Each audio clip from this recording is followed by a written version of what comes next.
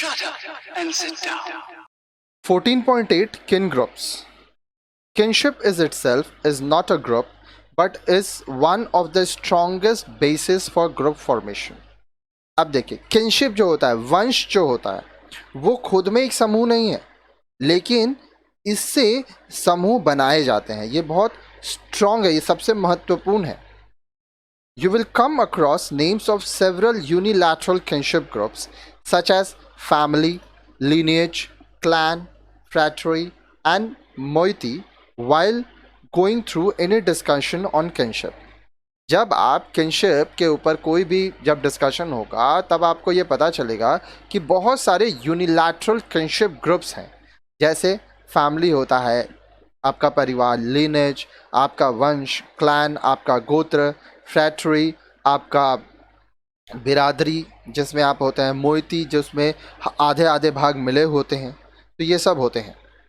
These kinship groups consist of persons who are genealogically related to each other through descent or marital ties.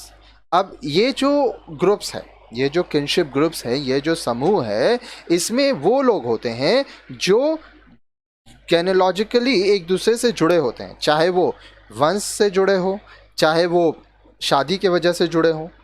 The feeling that blood is thicker than water binds the kinsmen to each other in several kin group, which may be close-knit and small like family and lineage, or may be loosely knit like clan, phratry and moiety. अब देखिए, ये feeling जो होता है कि जो खून है वो पानी से गाढ़ा होता है, खून का रिश्ता बहुत सबसे अच्छा होता है, उसकी वजह से लोग एक दूसरे के संग जुड़े होते हैं. ठीक है. और छोटे परिवार में भी, वंश में भी जब जब ज़रूरत होता है लोग एक दूसरे से जुड़ते हैं, मिलते हैं. और ये देखा जाता है गोत्र में भी, बिरादरी में भी लोग एक दूसरे से जुड़े हैं. आइए देखते हैं. Let's discuss these kinship groups one by one. अब ये जो ग्रुप्स हैं इनके बारे में आइए हम लोग एक एक करके पढ़ते हैं. You are already aware of family, which is the smallest kinship group.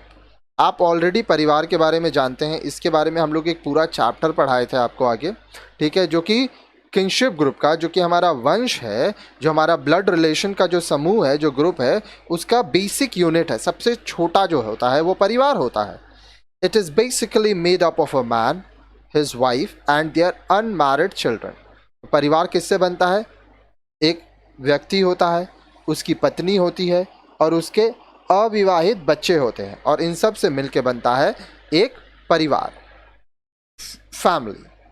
While the man and wife are related through marriage, the children and parents are related to each other through descent or blood ties. अब देखिए, जो पुरुष है और जो उसकी बीवी है वो शादी के वजह से एक दूसरे के साथ संबंध में है, लेकिन जो बच्चा होता है वो अपने माँ बाप से खून के रिश्ते के वजह से संबंधित होता है. The children are related to each other through the kinship link of siblingship और common descent, that is blood tie.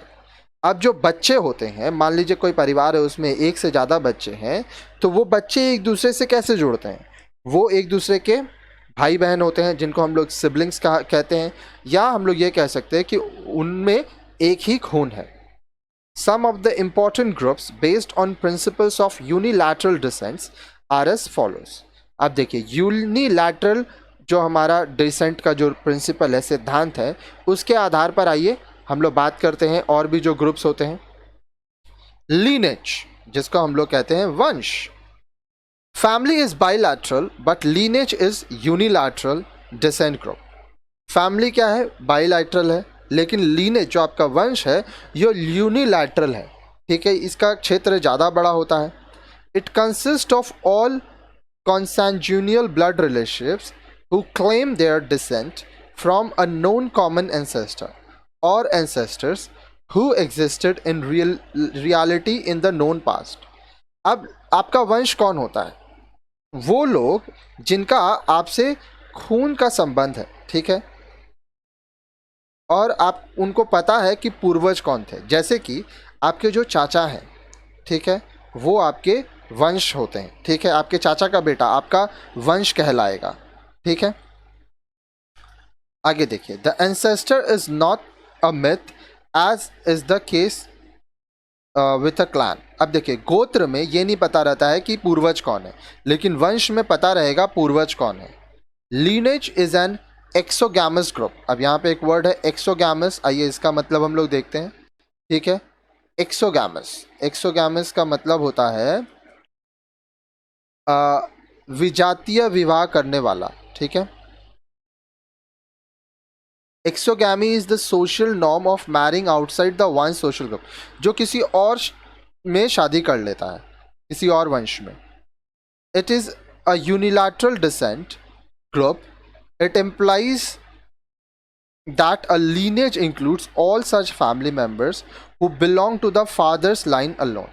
अब देखिए, ये यूनिलैटरल डिसेंट ग्रुप होता है और ये माना जाता है कि वंश में वो सभी परिवार आएंगे जो आपके पिता के तरफ से हैं। If the ancestor is a male figure, then the lineage is called patrilineage. अगर आपका जो पूर्वज है वो एक पुरुष को हम लोग देखते हैं, आप अपने पुरुष को अपने पूर्वज उस मेल लाइन से जाते हैं तो वो patrilineal होता है। The descent is raised in male line from the father to son. अब यहाँ पे जो हम लोग वंश देख रहे हैं वो कहाँ से आता है? जो लड़के होते हैं परिवार में, जैसे मान लीजिए अगर आप एक लड़के हैं तो आपका जो बेटा होगा, फिर उसका जो बेटा होगा, फिर उसका जो बेटा होगा। If the lineage is traced from a female figure, it is called matrilineage. अगर हम लोग फीमेल लाइन को देखते हैं, मान लीजिए आपकी मम्मी, ठीक है, तो उसको मैट्रिलिनिएज कहेंगे। Lineage members of matrilineal group trace relationship to each other through the mother. अब मैट्रिलिनियल में क्या होगा, हम आगे के वीडियो में भी पढ़ाए थे। आपकी जो मम्मी है, जो फीमेल लाइन है, वो देखा जाएगा। कहने का मतलब, अगर आप एक बेटी हैं तो आपकी जो बेटी होगी, फिर उसकी जो बेटी होगी, इस तरह से परिवार में जो बेटियां होंगी वैसे देखा जाएगा। आगे देखिए, lineage members may or may not share a common residence. Joint family is also an example of lineage where members of 3 or 4 generations may live together. A lineage is extremely exogamous. अब देखिए, आपको एक चीज़ समझना होगा कि जो lineage होता है, ये ज़रूरी नहीं है कि जो वंश के लोग हैं वो एक साथ ही रहें, एक ही छत के नीचे रहें। अब जॉइंट फैमिली में जब लोग एक साथ रहते थे, 3 या 4 पीढ़ी के लोग, तो वहाँ पे भी लीनेज माना जाता है। अब लीनेज पूरी तरह से एक्सोगैमस होना चाहिए, ठीक है। A clan is also called a unilateral descent. अब आपका जो गोत्र है वो भी यूनिलैटरल डिसेंट ग्रुप माना जाएगा। It includes a set of Keynes whose members believe them to be descended from a common ancestor, but the actual genealogical link may not be demonstrated. अब जो एक ही गोत्र के होते हैं, ये माना जाता है कि वो सब एक दूसरे से रिलेटेड है, संबंधी हैं, लेकिन उनके पूर्वज कौन थे ये नहीं पता रहता है, ठीक है। गोत्र से पता चल जाता है कि हाँ, किसी ना किसी रूप से जुड़े तो हैं, रिश्ता तो है, लेकिन एग्जैक्ट रिलेशनशिप क्या है वो नहीं पता रहता है। The common ancestor is often a mythical figure such as a saint और a rishi in case of Hindu society. अब जो कॉमन एंसेस्टर हम लोग मानते हैं, जो पूर्वज होते हैं, वो मानते हैं कि कोई साधु होंगे या कोई ऋषि होंगे हिंदू समाज में। It may also be a supernatural character or a totemic object such as tiger, fish and snake etc. अब ये कोई supernatural character भी हो सकते हैं, शेर भी हो सकते हैं, मछलियाँ हो सकती हैं, सांप हो सकते हैं, तो लोग मानते हैं अब अलग अलग हिसाब से। Among the Hindus, the common descent is traced from some sages such as the Kashyap, Bhardwaj, Gautam etcetera. अब हिंदुओं में जो माना जाता है, कुछ लोग के गोत्र काश्यप गोत्र के होते हैं, भारद्वाज होते हैं, गौतम होते हैं। In fact the common ancestor of the kinsman is most often unknown figure and or object in the far of antiquity. लेकिन यहाँ पे जो गोत्र के हिसाब से आपके असल पूर्वज कौन थे ये आपको नहीं पता होता है, क्योंकि ये बहुत पुराने होते हैं, ठीक है। और आपको ये भी नहीं पता होता है कि कौन थे वो। आप ऐसे सोचिए, आपको आपके पापा का नाम पता होगा, दादाजी का नाम पता होगा, बहुत होगा तो अपने परदादा जी का नाम पता होगा, मतलब अपने आपके दादाजी के पापा का नाम पता होगा। उससे पहले अगर सोचिए, पता कीजिए, तो आप देखेंगे कि एक लेवल के बाद जाके आपको पता ही नहीं चलेगा कि कौन थे। The members of a clan consider themselves to be blood relatives of each other as they believe in common descent or blood tie. अब जो एक ही गोत्र के लोग होते हैं वो ये मानते हैं कि उनका खून का रिश्ता है, ठीक है, उन लोगों से जो उसी गोत्र के हैं। Hence, most often the members of a clan do not marry each other. In other words, the clan is an exogamous kinship group.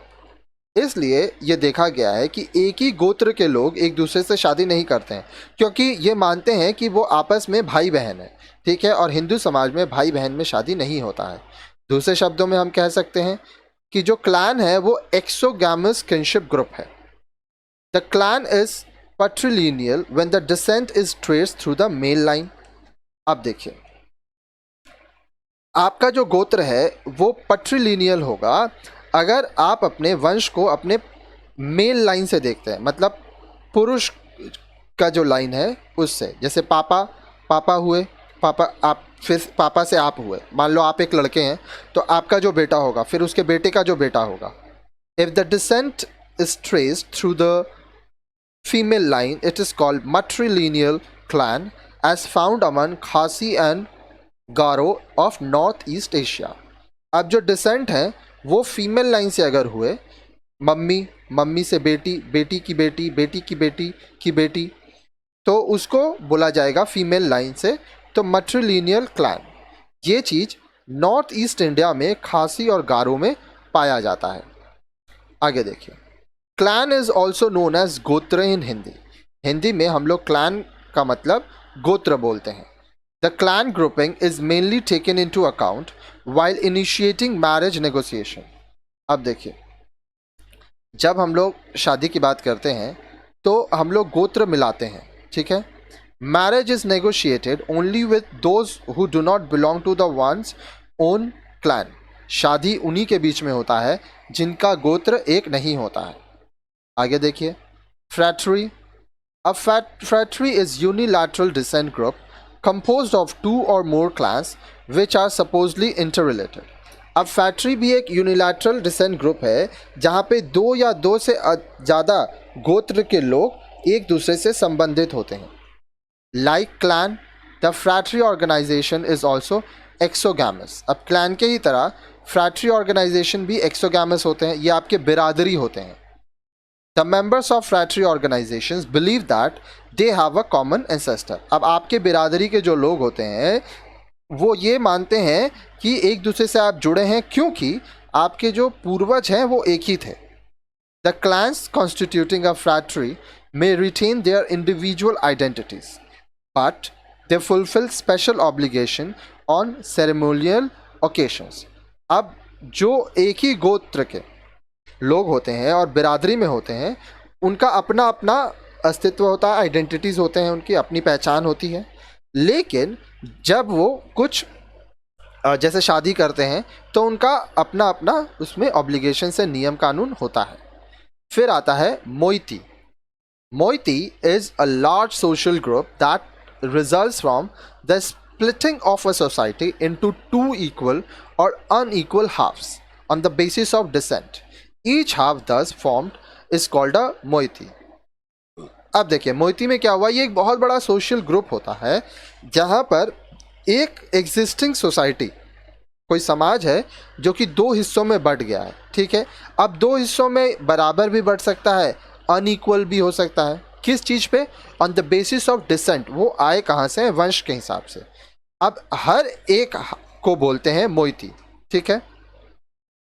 The members of a moiety have a belief in common ancestor which may or may not be actually traceable.